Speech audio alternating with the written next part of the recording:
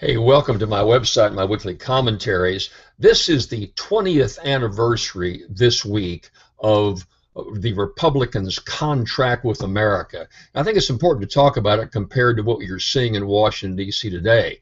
I think the Republicans are making a big mistake by practicing the politics of no.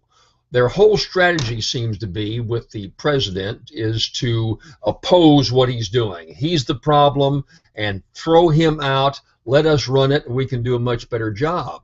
But when it comes to getting specifics, you just don't see that from the Republicans in Washington, D.C. today, the leadership there today.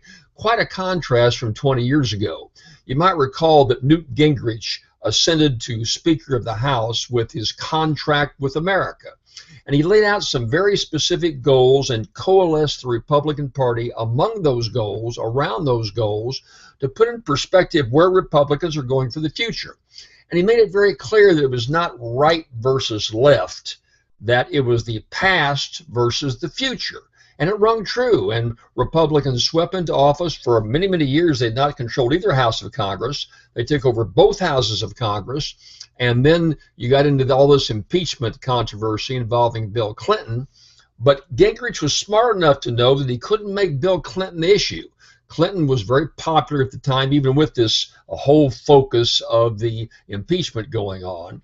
And the Republicans said, we've got to have some specifics for the future. You're not seeing that today, and I'm very surprised. In that contract with America, there were a number of reforms within Congress itself, but then specifically there were reforms about welfare reform going on, tax cuts, cutting crime, some specifics you could get your teeth into that resonated with the American public.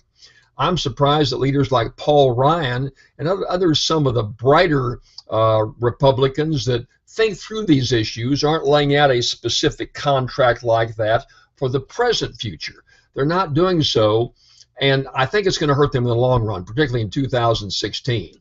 You just can't run against. You've got to be for something. Again, Clinton proved that. Right now, Bill Clinton is the most popular politician in the planet, whether you like him or not, and he's been very successful in continuing his focus on ideas and not just on opposing one side or the other. So my advice to the Republicans, for all those listening out there right now, is that certainly you oppose something that's bad, but you got to have some alternatives. And right now, in races all over the country, you don't see those alternatives. Down in Louisiana, where I live, you've got a pretty nice guy, Congressman Bill Cassidy, running against a very controversial opponent, Mary Landrieu, an incumbent who has her back against the wall, votes for the president 97% of the time, big defender of Obamacare, that's very unpopular here in my home state of Louisiana, is a Washington establishment figure, rarely comes back to Louisiana. Cassidy ought to be way ahead, but all he's doing is saying she's wrong, politics of no. No specifics, no vision for the future. I think that's a huge problem for the Republican ranks coming up in the months to come. They're laying back thinking we can oppose and it'll eventually come to us. I don't think that's going to happen, and I would suggest that they look at the future and look at the past in terms of what Gingrich did, the contract with America, and do the same thing right now. They'll come a long way. Thanks for watching.